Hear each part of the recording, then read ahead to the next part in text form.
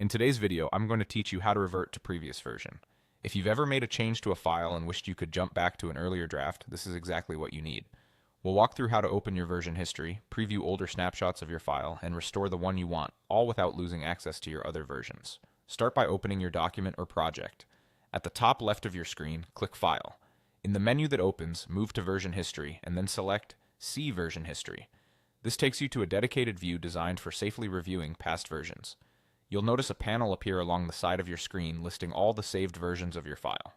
These versions are created automatically over time, often when significant edits are made. You'll typically see timestamps and sometimes the names of collaborators who contributed to that version so you can quickly understand when changes happened and who made them. Next, click any version in that panel to preview it.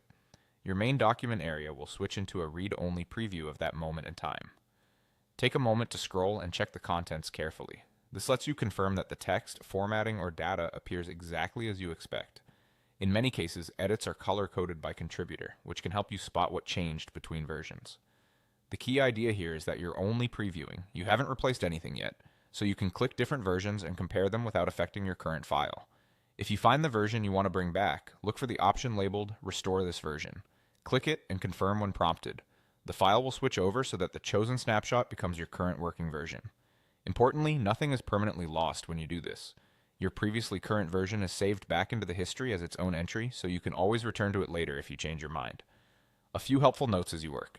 This process is consistent across many cloud-based editors, so the steps feel familiar whether you're working on a document, a spreadsheet, or a presentation.